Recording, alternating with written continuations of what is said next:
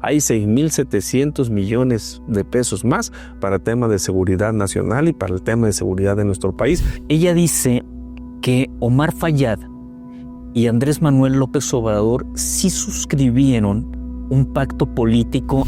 Que Hidalgo va a tener un presupuesto superior a los 70,000 millones de pesos. Israel Félix está siendo escrutado sobre 283 millones de pesos que no aparecen explicados dentro de sus cuentas. Como dice efectivamente el gobernador, no se trata de una pesquisa, sino se trata de un análisis y un desmembramiento de este tema. Pachuca-Huejutla fue un compromiso que hizo Sheinbaum en la Huasteca. El estado de Hidalgo tiene un incremento de 1,040 millones más y lo apoyaremos para que la última estación llegue hasta Mineral de la Reforma. Aumentar este presupuesto a las fuerzas del ejército. Habrá inversión de estos 5 proyectos que no están dentro de los 71,000 millones de pesos. Con Daniel Andrade Zurutuza, diputado federal, en este momento secretario de la Comisión de Presupuesto y Cuenta Pública, le doy las gracias por esta entrevista cara a cara, EFETA. Muchas gracias. Con Carlos Barra. Listos. Con Carlos Barra. Sí. Me parece muy importante para empezar esta entrevista señalar la trayectoria pública que tiene Daniel Andrade, que inclusive ha sido presidente municipal de Huejutla, ¿no? Una de las zonas estratégicas de desarrollo comercial más importante del estado de Hidalgo, y también en este momento dentro de este ejercicio y función de la bancada de Morena como secretario de Presupuesto y Cuenta Pública, deseo preguntarle para que la ciudadanía entienda en primera instancia ¿qué es la cuenta pública? Pues obviamente es donde se ejerce todo el recurso que tiene que ver con todos y cada uno de los entes de este país, desde cualquier oficina que viene del ramo federal. Y obviamente de manera indirecta también tiene que ver todo un aparato de gobierno estatal y a la postre todo el aparato que tiene que ver en el orden municipal. Y en los 3 poderes, en el ejecutivo, en el legislativo y en el judicial. Todo lo que emana, todo recurso que sale de cualquier oficina de gobierno y toda la nómina, todos los gastos, todo lo que vemos, eso es la cuenta pública. Entonces de ahí es derivado lo delicado, los intereses y sobre todo lo que hemos escuchado, sobre todo de la oposición. Y lo vimos ayer. Llegó un momento en donde la discusión del análisis de tanto en lo general como en lo particular de este presupuesto 2025, pues se puso tenso, ¿no? El discurso a veces en temas políticos no es de todo el acorde, se pierden un poquito los estribos en el tema parlamentario, estamos en la máxima tribuna de nuestro país, y yo siempre he considerado que es un lugar que se debe un respeto, ¿eh? Y lejos de dar señalamientos, acusaciones de manera directa. Inclusive ayer hubo ofensas, palabras altisonantes y ofensivas, y son los temas a los que no debemos de llegar. Yo creo que el Parlamento, porque nos ven en otros países, y derivado de lo que se ejerce en una Cámara de Diputados, una Cámara de Senadores, es el reflejo, y como todo, si tú en la escuela... Si tú en la escuela te portabas bien, pues era tu principal objetivo, ¿no? Ir a la escuela, estudiar, no tanto sacar 10, pero portarte bien. Pero si te portabas mal, la nota llegaba a tu casa, la nota mala de manera inmediata y era algo no grato para la familia. Entonces aquí es lo mismo. Nuestra función es ir a debatir, a tener un debate parlamentario de altura. Y en el momento que nos equivocamos, pues salimos, ¿no? En una crítica y eso tiene que ver también con el tema económico. De ahí derivan muchas decisiones y sobre todo lo que pasa al interior de la política interna de un país. Bueno, hay un contexto y una coyuntura importante en México que no se había dado, que es el ascenso de la izquierda, de esta izquierda de Andrés Manuel López Obrador, reafirmada con Claudia Sheinbaum, ¿no? Como la primera mujer también presidenta. Es un hito, es una condición inédita, histórica en México muy importante. Pero en el caso de México, la verticalidad del poder político se había dado por una clase conservadora que duró N cantidad de décadas después de los regímenes postrevolucionarios, no concretamente con el Partido Revolucionario Institucional, con la continuidad política que va a existir con Acción Nacional, que no va a tener cambios, no va a generar cambios sustantivos en la palestra política, pero sí en el quiebre histórico del tabasqueño Andrés Manuel López Obrador. En este sentido, ¿te parece que la clase política del antiguo régimen no tiene argumentos importantes y válidos de forma y fondo como para acceder a respetar este tipo de protocolos que se da inclusive en la Cámara de Diputados, caer en el despropósito de la diatriba, caer en el despropósito del insulto? No es una condición que debería caracterizar a una oposición responsable, porque hay derechas en América Latina que son responsables, que son más deliberantes, más racionales. Pero en este momento yo veo una derecha en México extraviada, perdida, agotada, ¿no? Anquilosada. ¿Eso es lo que está pasando en la Cámara de Diputados? No, y te invitaría a que fueras un día en donde tenemos este tipo de debates, porque en algún momento, y con todo respeto a los autores que hoy representan esa parte que comentas, sobre todo del PRI y del PAN, pues conocemos el pasado, conocemos cuáles fueron las decisiones en antaño. Hoy un panista gritando en que debemos de quitar el Fobaproa, cuando al final el Fobaproa fue una confabulación precisamente de ese ejercicio.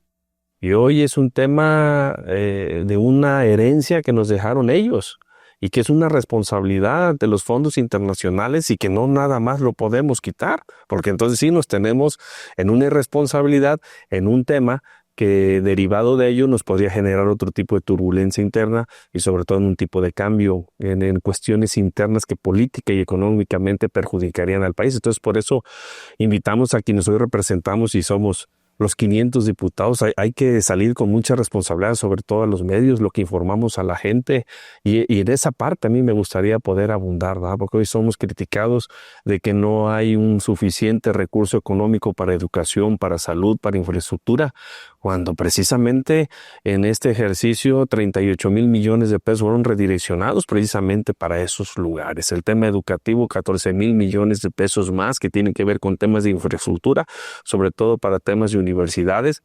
Hoy muchos de los estados se sumaron para que el FAS, el nuevo tema IMSS Bienestar, pueda generar precisamente esa parte que nos adolece y también hay que aceptarlo. No es de ahorita el tema que tenemos de falta de medicinas y de doctores y una infraestructura más robusta y a la altura de lo que representa México y la necesidad que tenemos como país para que podamos nosotros invertir en ese rubro. Pero tiene que ir de la mano y yo aquí coincido y toda proporción guardada.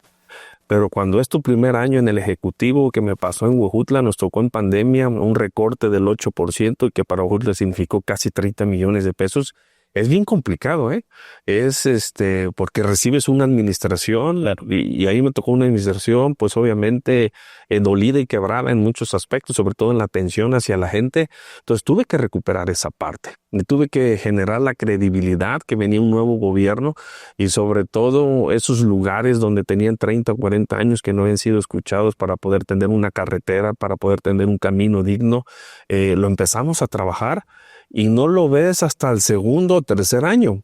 Por eso yo coincidía en que era importante para el estado de Hidalgo poder conservar presidencias municipales por 4 años, aunque eso evita la reelección. Hoy tenemos 3 años con derecho a una reelección y que seguramente el año que entra eso va a cambiar, porque dentro de los parámetros de Claudia Sheinbaum está en no permitir la reelección, pero será a partir del 2030. Hoy los presidentes municipales de todo el estado de Hidalgo tendrán el derecho legítimo en su momento de poderse reelegir.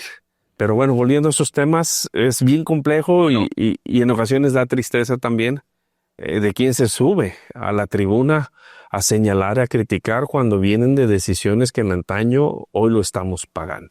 Bueno, como un breve retrotraer la historia, me parece que Fobaproa fue una herida que se hizo desde la presidencia de la República, en aquella época con Ernesto Zedillo, ¿no?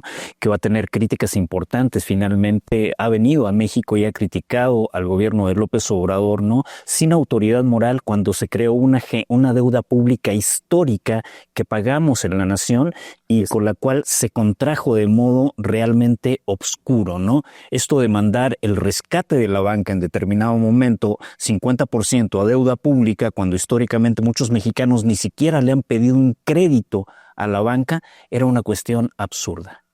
En este sentido, Hidalgo atraviesa también por un gobierno de alternancia, el gobierno de alternancia de Julio Menchaca, que vertiginosamente ha creado un cisma y un quiebre con el antiguo régimen de manera importante, y me parece que uno de los temas sensibles es el presupuesto de Hidalgo, que en este momento van a ser 63,000 millones de pesos, más un posible gasto adicional, ¿no? Inserto. Tuviste una crítica en estas semanas del panista Asael Hernández, en donde precisamente una de las cuestiones que se hablaba era de la reducción o recorte presupuestal al área de salud. ¿Qué pasa con esto? Es ahí donde viene precisamente la equivocación, el señalamiento de nuestro compañero diputado. Hidalgo se suma precisamente al FAS para que esos 2.640 millones de pesos se vayan al IMSS Bienestar. Pero para el tema de participaciones y aportaciones, el Estado de Hidalgo tiene un incremento de 1.040 millones más que derivan en ese gasto federalizado superior a los 63,000 millones de pesos. Eso tenemos que sumar todos los apoyos y lo extra que viene del orden federal. Por eso hoy Hidalgo en unas horas, o el día de hoy o mañana, estará autorizando un presupuesto superior a los 71,000 millones de pesos. A esto hay que sumar y recordar que Claudia Sheinbaum tiene 100 compromisos que leyó el día de su toma de protesta. Y dentro de ellos 5 son de Hidalgo. El tren que vendrá desde la Ciudad de México hasta Tizayuca, Aifa Pachuca, y estamos platicando ya y fue un tema de interés esta semana también con el presidente municipal de Mineral, que buscará y lo apoyaremos para que la última estación llegue hasta Mineral de la Reforma. Entonces esta conectividad de la zona metropolitana, que fue en esa reunión donde coincidimos, pues obviamente se pueda llevar a cabo y que es real y es válido. Quienes viven en Pachuca pues saben la importancia que hoy está generando el municipio de Mineral y la interacción tanto comercial y prácticamente ya en una mancha conurbada de convivencia en el día a día. Entonces eso es importante. El saneamiento del río Tula, la siguiente etapa de la carretera Pachuca-Huejutla, la conectividad de hoy que existe entre Ciudad Valles y Tamazunchale. Pachuca-Huejutla fue un compromiso que hizo Sheinbaum en la Huasteca. También lo hizo, que le iba a dar continuidad, como han sido muchos de los proyectos que inició Andrés Manuel López Obrador. Derivado de ello se suma también la conectividad de Tamazunchale con Huejutla para que las huastecas puedan tener esa conectividad. Y viene otro tramo. Viene el tramo desde Tuxpan, Potrero del Llano, San Sebastián, Tantoyuca, Tempual, y es ahí en donde Huejutla va incluido, la carretera Huejutla-Tampico. Entonces, para los hidalguenses, para los huastecos y serranos, será un polo sumamente importante y fundamental de conectividad con esa zona de las huastecas. Tú la mencionaste en un principio, Huejutla, uno de los polos regionales en cuanto a gastronomía, cultura, tradición, comercio, y eso va a ayudar a detonar toda esta zona, y son 5 proyectos que se los podríamos sumar de manera indirecta, y por eso siempre dije que Hidalgo va a tener un presupuesto superior a los 70,000 millones de pesos. Hoy el Estado votará por 71,000, y súmale esto, vamos a andar en cifras muy por arriba de los 70,000 millones de pesos. Tengo en la mente con respecto a la conectividad de Huejutla, por esta vocación productiva agrícola tan enriquecedora y tan importante en Hidalgo, que no tienen otras zonas. Tenemos un estado bastante árido también, ¿no? Así es. Me acuerdo mucho la réplica que tú tienes, en un pronunciamiento que tienes en el Congreso aquí en Hidalgo, con el exgobernador Omar Fayad, cuando le solicitas que esa carretera, que esas vías de comunicación se activen antes posible. En aquella época, pese a que la respuesta fue asertiva de Omar Fayad, no se llegó en su justa dimensión. ¿Vamos a tener garantía que exista esta vía finalmente, que se concrete? ¿Se va a concretar dentro del gobierno de Julio Menchaca? Precisamente hemos derivado de que soy secretario en la Comisión de Presupuesto, también soy integrante de Vigilancia de la Auditoría Superior de la Federación, integrante de Infraestructura y también soy de los pocos diputados que está en 4 comisiones, digamos, hay una, no de chocolate, pero la jurisdiccional, que en términos de la ley orgánica del Congreso Federal, cuando menos debes estar en 3 comisiones y la jurisdiccional no cuenta como esa tercera, entonces una cuarta adicional. A lo que voy con ello es que hemos solicitado una reunión con el secretario federal de Comunicaciones y Transportes para poder verificar los proyectos y de esa manera poder sentarnos con el área de obras públicas del estado y con el gobernador para que sepa con exactitud cuál es el proyecto de Claudia Sheinbaum y sobre todo cuál es la inversión exacta, porque hoy es la bolsa general que va hacia infraestructura, pero cuánto corresponderá a Hidalgo en esas 5 vertientes. De lo del tren ya lo tenemos cercano a los 3,000 millones de pesos, del río Tula es una cantidad similar y nos falta a nosotros saber cuál va a ser la inyección a los temas carreteros del orden federal. Recuerdo también que el Estado... Hay una inyección a economía circular, ¿no? También finalmente, Sí, ¿no? por supuesto. De que integre cuestiones también naturales, ¿no? De cadenas de productividad. Sí, y recuerda también que en las rutas de la transformación que está atendiendo el gobernador, a cada lugar que va hay una inversión importante, sobre todo en temas carreteros. Entonces debemos de tener esa sincronización para saber cuánto recurso viene a la federación y en qué disponibilidad estará el Estado para poder inyectar y que esos tramos, en lugar de dejarlos incompletos, pues puedan ser lo más pronto posible y que podamos utilizarlos. Claro. En este sentido, dentro del presupuesto de egresos 2025, hay 2 recortes que causaron virulencia dentro del discurso de la oposición en México. Uno tiene que ver al Poder Judicial, que son 14,000 millones de pesos, y otro tiene que ver con el INE, que son 13,300 y tantos millones de pesos, ¿no? En donde en el primero la suspicacia es que la Procuración de Justicia no se puede llevar a cabo si no cuenta con elementos de financiamiento necesarios. Ahí la duda empírica, histórica, es que el Poder Judicial en México es disfuncional. Estamos hablando de que históricamente, si lo miramos hacia atrás, la ciudadanía no percibió la Procuración de Justicia e impartición de la misma de la mejor manera.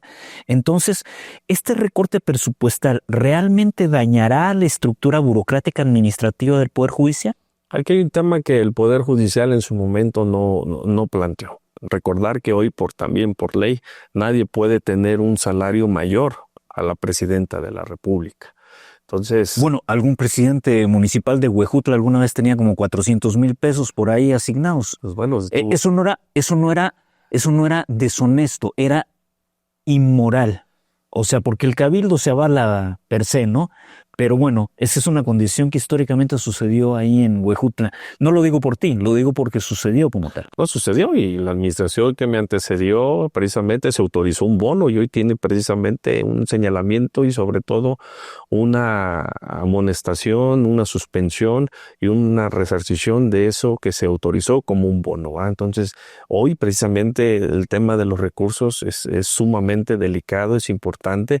Entonces, nosotros en el análisis encontramos que faltaba y que de esos 85,000 millones de pesos que pedía el Poder Judicial, pues más del 50% va a nómina. Entonces, hoy justamente en el reajuste que habrá las nóminas internas y también entendemos que habrá un tema de liquidaciones, que habrá un tema también de pago de pensiones, pues obviamente dentro de los cálculos que tuvimos junto con los asesores de la Cámara de Diputados, pues no es únicamente lo que piensa el diputado y lo que quiera, pues todo tiene un sustento, sumado a que también viene una indicación de parte del Ejecutivo y en el Legislativo esa es nuestra labor, poder revisar, escuchar y en ese sentido, pues nosotros creemos que con estos 70,000 millones de pesos el orden del Poder Judicial va a poder caminar a los datos y sobre todo a los nuevos salarios que van a tener todo el aparato.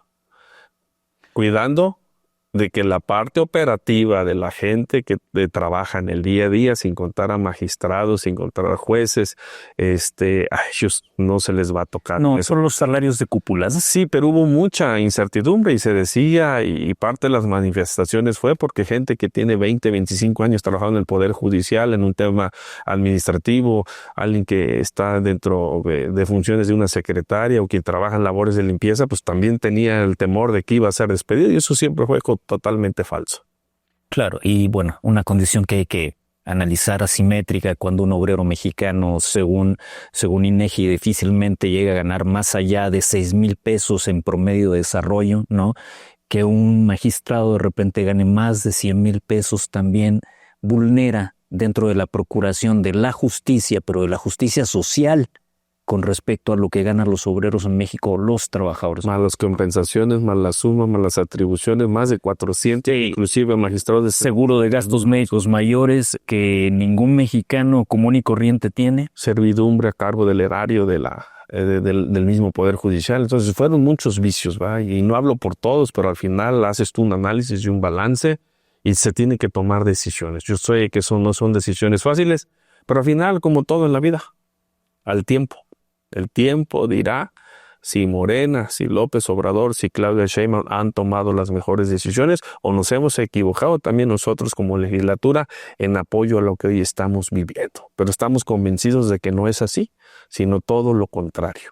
Hoy quienes caminamos en campaña vemos que las fortalezas de nuestro país, hoy ¿por qué no tuvimos por primera vez en un sexenio una caída del peso en la paridad junto al dólar? Al contrario, vimos en algún momento en que el peso ganó muchísimo camino.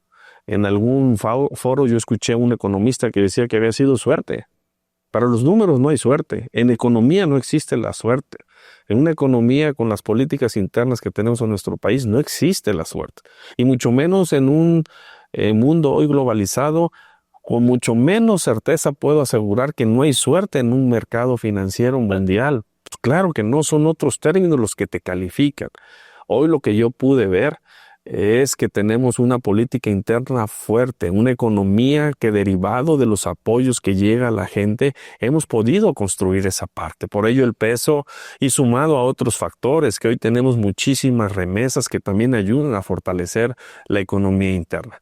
Pero cuando caminas, yo caminé comunidades, caminé cabeceras, me encontré con mucha gente al interior de las comunidades, con gente trabajando. Y le preguntaba al obrero, al albañil, ¿de dónde eres? De aquí. Algunos eran de la cabecera de Lolotla, pero muchos eran de la misma comunidad. ¿Qué generaba eso? Que con el dinero, que recuerda que hubo un adelanto por el tema de la veda electoral, 12,000 pesos tenía un adulto mayor, y si estaba en pareja tenía 24,000. Y con mucho respeto para las carencias, quien no conoce la Huasteca, quien no conoce la sierra, yo creo que era la primera vez que una familia podía ver 24,000 pesos juntos en un solo momento. Y no se volvían locos, ¿va? O luego a veces uno con 24,000 se aloca, va y compra algo que a lo mejor ni te sirve. Ellos lo ocuparon para poder arreglar su techumbre, poder poner una puerta, tener un piso digno, arreglar su estufa, ¿sí? Arreglar su horno de lodo. Entonces, y tenía albañiles de ahí, entonces eso da una fortaleza. Y llegué a una cabecera y me dice, ¿tú eres de Morena? Y me dijo, alguien que trabaja en una tienda. Yo vengo soy la cuarta generación de comercio y vengo del abarrote. Y sé lo que es estar atrás de un mostrador, sé lo que es comer, desayunar y a veces ni eso porque llegan los clientes y hay que atenderlos, aunque luego dicen mis empleados primero los dientes y luego los clientes. Pero cuando eres el dueño es al revés, primero los clientes y luego los dientes. ¿Sí? Porque te estás pensando en el desarrollo y en la prosperidad de tu negocio. Entonces, tú eres de Morena, te voy a dar un dato. De 120,000 volantes que yo repartí, que fueron las 120,000 personas que saludé de mano a mano, me rechazaron 13. 13. Pero esos 13, al que me lo aceptaba, pues obviamente le daba la atención necesaria, porque al que me rechazaba, pues le daba el doble de atención, porque yo no me quería ir en blanco. Entonces, de esos 13, me lo regresan en una tiendita ahí en Zapaltipan. Tú eres de Morena, tú vete. Dices, no, no puede ser posible, todo el dinero de nosotros se lo están regalando a la gente que según no tiene, y eso no es válido. Dice, ¿nosotros qué? ¿Los tenderos qué? ¿Los que todos los días levantaban la cortina qué? Yo sí te entiendo, yo vengo del lugar de tienda, pero tranquilo, paciencia. Ahorita vi que salió una señora de más de 80 años. Una señora, por sus características, humilde, que seguramente es de alguna comunidad cercana de aquí o de un barrio alto de aquí de Zahualtipán. Pero llevó un paquete de jamón de esos empaquetados. Llevó plátanos, llevó tomates, llevó la leche que se produce aquí en Hidalgo. Llevó un paquete de pan Bimbo. Yo nada más te pregunto, ¿cuándo esa señora había venido a hacerte una compra de 380, 400 pesos, que es lo que lleva en su bolsa? Ah, bueno, es diferente. Yo solo te pregunto, si en los últimos 4 años que la gente está recibiendo ese recurso, tus ventas no han aumentado. Ah, bueno, es diferente, decía. Ah, está bien. Deja que se termine esta primera etapa y seguramente de parte del Ejecutivo en algún momento vendrá algún apoyo. A lo mejor no para que recibas el dinero como lo recibe él, pero para que tengas un apoyo para que tu comercio pueda prosperar. Y hoy es lo que estamos haciendo. No hay una carga tributaria en el 2025 en ningún tipo, no hubo ningún incremento a ningún impuesto. Entonces es una parte donde queremos mantener y estamos convencidos que la política interna de nuestro país, derivado del dinero que realmente sí existe la derrama económica, pues precisamente lo podamos tener. Y el siguiente camino será el tema tributario. Hay una postura no regresiva, no regresionista que grave más al trabajo que al capital. Es decir, en la medida que los impuestos favorecen mucho más al trabajo, evidentemente las cadenas de consumo se activan, ¿no? Esta es una condición inclusive hasta neoliberal. Hoy se tiene una base de datos impresionante, ¿sí? Hoy con los bancos del bienestar puedes saber prácticamente en dónde vive cada quien, cuánto recibe cada quien, en qué lo gasta, cómo lo gasta, pero la mayor parte de la gente sigue optando por el efectivo, ¿sí? Aunque se le deposita, el más del 85% de la gente que tiene un apoyo federal de manera inmediata va y dispone del efectivo. Hoy se está buscando que no tanto el efectivo se agote, pero sino que podamos a través de esa base, podamos tener ya un padrón importante y que el día de mañana jóvenes construyendo el futuro, personas que están recibiendo nuestra beca, que hoy son niños, jóvenes, el día de mañana van a ser personas activamente, empresarialmente o en algún otro aspecto. Entonces van a tributar. Entonces ya vamos a tener una base de datos correcta de hoy cuántos millones tenemos dentro del mercado informal y la idea es que precisamente con el avance de ello podamos fortalecer y cuando menos el día de mañana esa gente que recibe el apoyo del gobierno federal pues pueda tributar 5 pesos, 8 pesos, 10 pesos y va a ser una persona activamente fiscal y que el día de mañana va a ayudar a fortalecer esta acción tributaria y que hoy se pretende que a través de la Secretaría de Hacienda y Crédito Público podamos tener una mayor recaudación derivado que hoy tenemos un presupuesto el segundo más alto en la historia de nuestro país, de 9.3 billones de pesos. Ok, quiero que no se me vayan dos ideas. La primera es que el recorte presupuestal que sufre el INE, finalmente la consejera presidenta se queja de que puede haber un vacío para preparar la elección del 1 de junio de 2025 del Poder Judicial, concretamente. ¿Cómo va a operar esto? Este recorte presupuestal ha sido tomado junto con el recorte presupuestal al Poder Judicial por las fuerzas de la derecha y del antiguo régimen para impugnar la actuación de los diputados dentro del Congreso Federal. ¿Qué opinión te merece esto? Pero volvemos al mismo tema. En todas las comisiones, en la comisión de presupuesto lo integramos 60, el 12% de que representamos la Cámara. Pero si tú eres integrante y perteneces al poder, en este caso legislativo, puedes acudir a todas las reuniones. Aquí nos llamó la atención 2 datos. El INE solicitaba 40,000 millones de pesos. Veníamos de la elección más grande de la historia en el 2024 y el presupuesto fue ligeramente superior a los 33,000 millones de pesos. Para el 2025 se tenía calculada una consulta pública, 4,620 millones de pesos. En automático los eliminamos. Segundo, llegamos a la reunión y no llega la consejera presidenta. Es como si tú te la pasas meses pidiendo algo y el día que te dicen, vamos a ver si te lo podemos dar, y entiendo que puedes ir con tu equipo, con la gente que sabe de los temas. Pero si tú eres el que representa los intereses y no llegas, que nos comentaron una justificación que tenía un tema de trabajo, bueno, es válido y respetable, pero era lo más importante para el INE y no llegó. Y hoy la posición que nos critica y nos señala no estuvieron ahí. Entonces en automático la gente que fue aceptó que retiráramos de inicio los 4,620 millones. Entonces de 45,000 ya teníamos casi 34,000. ¿Qué decidimos nosotros? Que viene un ejercicio complejo, pero en donde no va a haber prerrogativas para los partidos políticos en la misma proporción que existió en el 2024. No vendrá la misma propaganda y publicidad. No vendrán los famosos debates, ¿sí? Será una campaña distinta a la que harán los magistrados. Sí entendemos que habrá una capacitación, sí entendemos que habrá más boletas, pero también sabemos que habrá una menor participación. Si en una elección a presidencia municipal normalmente el CUD del 60 al 65%, en una elección intermedia es difícil llegar al 50%, en una elección del Poder Judicial, espero equivocarme, pero seguramente no va a rebasar el 40%. Lo vimos en Cuautepec, no llegó ni el 40% la participación en el último proceso, en donde un pueblo está interesado en quién lo pueda representar. Entonces hoy tenemos muchísimas cuestiones y viene un ejercicio complicado y aquí no es ningún castigo, sino es una evaluación de los costos y que nosotros creemos prudente que con esos 27,000 millones se va a poder llevar a cabo la elección del Poder Judicial el próximo año. Ok. Mencionaste sobre la evaluación histórica que se va a hacer sobre los gobiernos de Morena, si fueron exitosos o no. Empíricamente, hay dos gobiernos en Sudamérica sumamente exitosos de la izquierda. Uno tiene que ver con Michelle Bachelet en Chile y otro tiene que ver con Pepe Mujica en Uruguay, en los cuales los equilibrios públicos generaron una nueva visión sobre lo que significaba un gobierno de alternativa de izquierda.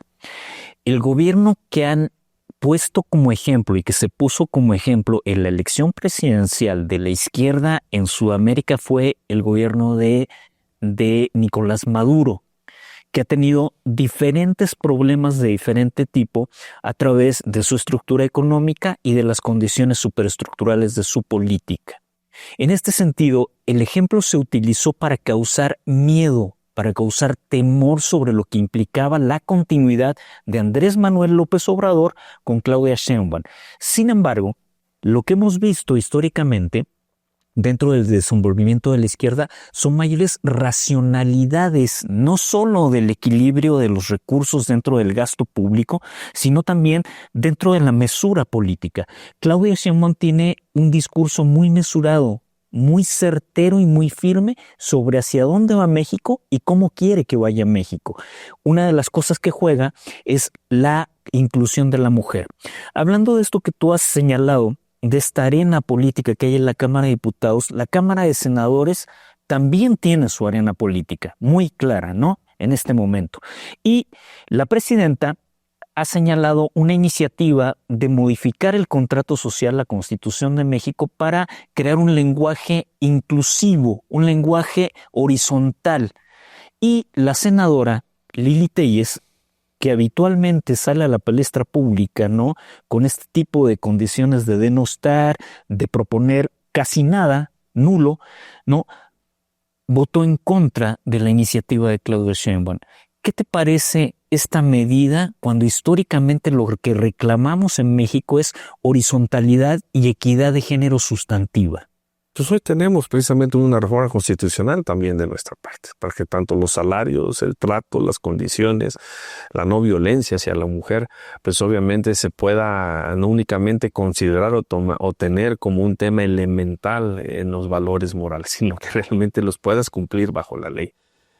Pues desafortunadamente siempre han existido políticos con ese tema. Lili Téllez no desconocemos en qué momento se perdió, una persona que era muy objetiva en algún momento cuando dirigía algún noticiero, ¿no? Entonces que tenía cierta credibilidad y después cambió rotundamente su forma de pensar y con el respeto hacia ella, pero se equivoca. Hoy quienes tenemos una responsabilidad y un cargo, en lugar de estar señalando y criticando, que también se vale, pero debemos de sumarnos. Hoy veo tanta gente que espera que Claudia Sheinbaum se equivoque, que el dólar amanezca a 25 pesos, que la gasolina se vaya a 30 pesos. Pues eso no nos lleva a nada. O sea, hoy la decisión, el pueblo ya decidió, son 36 millones de mexicanos que se volcaron para poder tener a la primera mujer presidenta de nuestro país. Te guste o no te guste, con el buen respeto, pues es lo mejor que le puede pasar hoy al país. Si a Claudia Sheinbaum le va mal, pues le va mal al país. Si el Poder Legislativo se equivoca en sus decisiones, le va a ir mal al país. Hoy lo que necesitamos es sumarnos, generar esa sinergia de buena voluntad y sobre todo de la responsabilidad. Y hoy lo irónico de esto es pues que la mayor parte, quienes son en nuestro país, así está catalogado, como dicen en el fútbol, así están las reglas. No te quejes de que si valía el gol de visitante o que si en la tabla o que si te metió el gol al último minuto, pues también vale, así son las reglas. Entonces son los plurinominales, son los que estamos cargando, son los que llegan y señalan y critican quien no fue a la tierra, quien no estuvo presente con la gente, quien no escuchó, quien no tuvo estos razonamientos como el señor que te platico de la esquina, que no estaba convencido con un sistema de trabajo como el de Morena y molesto porque el recurso del pueblo se le está regalando a la gente. Pues antes ni se le regalaba. Antes se ocultaba y se quedaba en unos lugares, en unas familias. ¿Cuántas historias tenemos de gobiernos estatales de más de 70, 80 mil millones de pesos que no sabíamos a dónde fueron a parar? Entonces hoy eso se ha acabado y hoy Hidalgo es referente en ello. Tenemos un gobernador y que por primera vez en la historia, 8 compañeros en funciones estaban tras las rejas. Entonces es un tema que nos queda a todos pues de aprendizaje. Si tú estás viendo que a tu vecino se porta mal y hay un castigo, pues te tienes que portar bien, ¿no? Aunque por voluntad propia sabes que lo tienes que hacer. Entonces, esa es parte de ello. Entonces, hoy no entendemos precisamente en ese sentido cuál es la crítica. Puedo entender en algún razonamiento que dijo Lili Telles, que en lugar de estar cambiando letras a la Constitución, pues se fuera a atacar el problema que se está viviendo en Guerrero, en Sinaloa, en algunos estados de nuestro país, que efectivamente hay que reconocer que el tema de inseguridad es un tema muy sensible, pero al final te tienes que sumar. Y ella como mujer, lo menos que podría hacer es respaldar a la presidenta, y obviamente es tiempo de mujeres y nosotros los hombres nos sumamos, no nos sentimos hechos a un lado, pero hoy las condiciones políticas, inclusive de oportunidad, ya en porcentaje en temas políticos, el porcentaje más favorable es hacia la mujer. Entonces hoy los hombres tenemos que ocuparnos por ser más responsables, prepararnos de mejor manera y sobre todo cuando estamos allá y cuando estamos aquí, ser responsables en lo que tratamos de transmitir a la gente, pero sobre todo en lo que aseguramos y confirmamos que está sucediendo. Entonces aquí no hubo ningún recorte para Hidalgo de 2,000 millones de pesos, al contrario, 1,040 millones de pesos más. Entonces yo aquí invito a mi compañero a que sea responsable también en lo que dice a los medios de comunicación. Y lo vuelvo a decir, al tiempo, pero aquí están los documentos y los números no fallan. Los datos que estamos nosotros aportando como los diputados de Hidalgo, pues son números reales y tangibles y sobre todo veraces, que están a punto de validarse en un tema constitucional que es en nuestra Cámara de Diputados local y que nosotros ya lo avalamos y que nosotros es lo que queremos, que Hidalgo le vaya mejor y con un gobierno que está volteando absolutamente a todos los municipios. Es otra gran ventaja de Julio Menchaca. A municipio que va, sea importante, sea pequeño, le está entregando lo que merece y hemos pedido paciencia, porque ya la gente vio que sí se puede, que sí hay, pues obviamente todos queremos lo más pronto posible, nuestro camino, nuestra brecha, nuestra carretera, pero es un tema que estamos seguros que en 6 años no se va a terminar. Pero aquí es donde viene la voluntad y la suma, tanto de gobiernos, el gobierno estatal, los gobiernos municipales, para que entre todos podamos ir reactivando y sobre todo recomponiendo este tejido, tanto social y en temas de infraestructura y muchas cosas que nos duelen todavía como hidalguenses. Yo creo que la bandera con la que inicia el gobierno de alternancia de Julio Menchaca, la más importante que se vuelve predominante dentro de la ciudadanía en Hidalgo, es este combate a la corrupción y la impunidad, donde aunado al esfuerzo que hizo Santiago Nieto Castillo, crean una serie de entramados de búsquedas de pesquisas que se conocen como estafa siniestra. Y esa estafa siniestra, como tú señalabas, de los presidentes municipales y actores públicos también, porque no solamente presidentes municipales, que han sido vinculados a proceso. Hay uno que pagó, hizo una compensación, que fue Eleazar García, y sale libre. Esto genera suspicacia y genera en determinado momento una serie de desencuentros, no por el hecho de que no haya sido legal, sino que se esperaba que se profundizara en este tipo de temas. En este sentido, entrevisté este año a Carolina Villano, y Carolina Villano, dentro del desencuentro que tiene con la macro derrota, porque es una macro derrota histórica de la degradación del sistema o del antiguo sistema, ¿no? Ella dice que Omar Fayad y Andrés Manuel López Obrador sí suscribieron un pacto político en donde el exgobernador del estado de Hidalgo, que ahora es embajador en Noruega, no iba a ser tocado dentro de las pesquisas que tenían que ver con el arqueo público. Y acto seguido su staff, es decir, la serie de colaboradores que habían tenido, inclusive Jessica Blancas en finanzas, que alguna vez estuvo siendo visorada y que inclusive promovió un amparo, no fue tocada. En este momento hay una discusión importante porque uno de sus ex colaboradores muy cercano a él, que fue presidente municipal de Mineral de la Reforma, Israel Félix, está siendo escrutado. Hay un escrutinio ahí público sobre 283 millones de pesos que no aparecen explicados dentro de sus cuentas, ¿no? En este sentido, el gobernador Julio Menchaca ha salido a decir que no se trata de una pesquisa a los ex colaboradores del gobierno de Omar Fayad, sino que es una cuestión de piso parejo que tiene que ver con tratar de escudriñar sobre qué ha pasado históricamente con la malversación pública en Hidalgo. ¿Qué opinión te merece esto cuando en Huejutla también, en el antiguo régimen, hubieron este tipo de condiciones? Pues precisamente por eso existen las instancias, por eso tenemos una auditoría superior de la Federación, por eso tenemos una Contraloría del Estado, por eso también hay una auditoría interna de nuestro Estado. Entonces, pues yo creo que ellos están haciendo su trabajo. Luego, hacer los señalamientos es muy sencillo, ¿ah? A veces platicamos las cosas como si hubiéramos estado ahí, con esa certeza.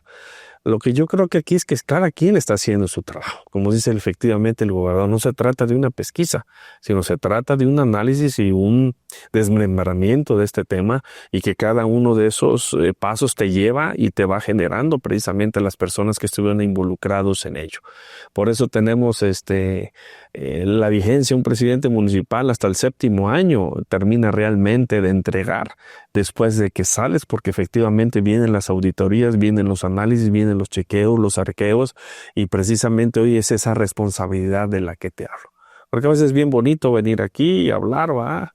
Dani Andrade, el diputado federal, está haciendo bien las cosas, todo bajo control, y dentro de 3 años, pues yo ya no estoy aquí y vendrá otro, pero habrá que ver lo que hizo Dani Andrade y la 66 legislatura y vamos a ser evaluados. Pero cuando manejas recursos, pues obviamente eso se vuelve un poco más complejo, ¿sí? Porque se generan intereses, se genera un recurso que es del erario municipal, que es del pueblo, y que tu responsabilidad es tratar de acuerdo a las reglas que existen y que conoces, y que te tienes que rodear de un equipo capaz para que precisamente la ejecución y la dirección de esos recursos pueda ser lo más responsable posible y que no te salgas de los lineamientos. Eso está claro. Entonces, para cada uno de nosotros está claro, y por eso hoy me siento en la confianza de estar aquí, de poder platicar. Pero obviamente también cada uno de nosotros somos testigos de lo que hemos hecho, de cómo nos hemos comportado, e independientemente del tema de la derrota electoral, pues estos señalamientos siempre hay que sustentarlos. Entonces el día de mañana será correcto, verdadero o falso lo que ha dicho y ha manifestado nuestra compañera senadora, pero precisamente hoy estamos dentro de este trabajo nosotros en la vigilancia de la auditoría, estamos analizando las cuentas públicas tanto del orden federal, y que si en algún momento llega una orden para poder analizar un presupuesto estatal, también tenemos nosotros las condiciones y el derecho y sobre todo el reglamento para poder hacerlo. Dime, Daniel, una de las suspicacias de el presupuesto de egresos de 2025 es el aumento que tiene el aporte al ejército mexicano. que creo que son 6,000 millones de pesos. 6,600 millones de pesos. ¿Por qué obedeció esta condición de aumentar este presupuesto a las fuerzas del ejército? Pues recordar ese de los temas, y es lo que no compartimos con quien señala hoy que al tema de seguridad no se le ha invertido. Si lo votamos, ahí estuvimos. Hoy, la formación de nuestras policías que va a representar Omar García Harfuch van a estar precisamente vinculados al tema de la Secretaría de la Defensa Nacional. Entonces, pues teníamos que inyectarle un mayor recurso para que precisamente tanto la capacitación, el adestramiento, el equipamiento y toda la inteligencia que se necesita, pues obviamente esté más robustecido. Entonces, aquí es nuevamente una equivocación en el señalamiento, porque en este redireccionamiento hay 6,700 millones de pesos más para el tema de seguridad nacional y para el tema de seguridad de nuestro país, que va concretamente a la Secretaría de la Defensa Nacional. Ok, para finalizar esta entrevista, Cara Carefeta, me gustaría preguntarte, ¿cuál es el panorama económico que va a vivir Hidalgo en 2025? Pues obviamente hay un incremento de la erogación que habrá de tener el gobierno estatal. Eso siempre es importante porque ayuda también a generar las microeconomías internas dentro de las regiones de nuestro estado. Hay una gran expectativa y seguramente esperaremos, fue criticado el señalamiento en temas macroeconómicos de que no va a haber un crecimiento mayor al 2% del Producto Interno Bruto. La Secretaría de Hacienda lo cree. Entonces hay grandes posibilidades y dependerá también del mercado exterior y sobre todo nosotros seguimos dependiendo mucho del precio del barril del petróleo.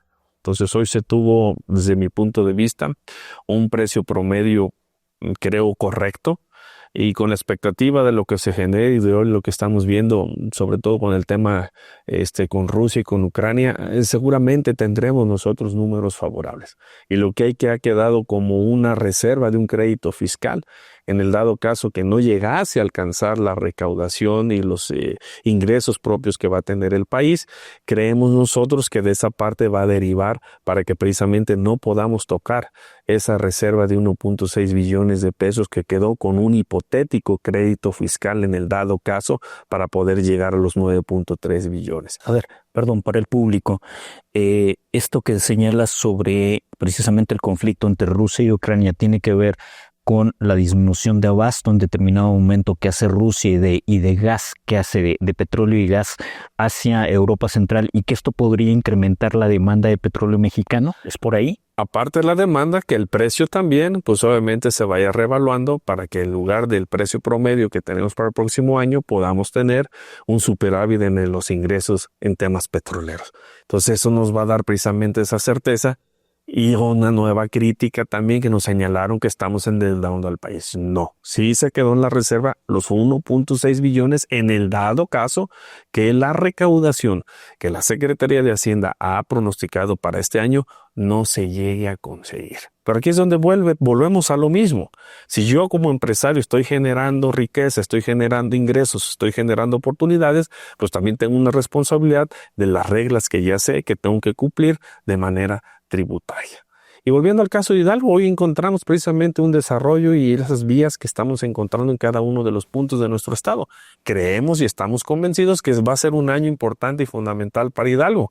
Y vuelvo a poner sobre el punto, habrá inversión de estos 5 proyectos que no están dentro de los 71,000 millones de pesos.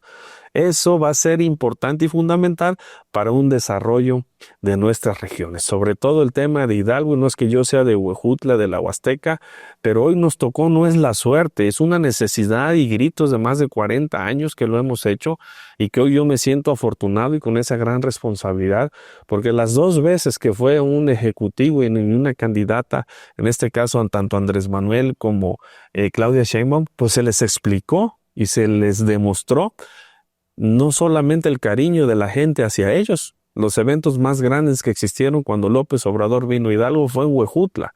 Más de 12,000 personas el día que fue a visitarnos en aquel mes de junio. No le regala un bastón de mando y que a la postre es el bastón de mando que él le regala a Claudia. Y de ahí vino un señalamiento de los pueblos originarios de Guerrero, de Oaxaca y de Chiapas que no era legítimo ese bastón. Entonces salí yo a dar una declaración que teníamos que respetarnos entre los pueblos originarios y que para nosotros un bastón de mando significa que en ese momento está la persona política más importante. Y si es un presidente de la República, pues pocas veces pasa en la Huasteca. Entonces yo me sentí afortunado con ello. Entonces el día que va Claudia, hacemos el evento más grande en el estado de Hidalgo. Más de 22,000 personas en un evento político para reafirmarle el compromiso político que tenemos para con ella, derivado también de lo que generó Andrés Manuel López Obrador. Que Hidalgo le aporta cerca de 1 millón de votos. 1 millón de votos, algo histórico. Sí, algo histórico. Claro.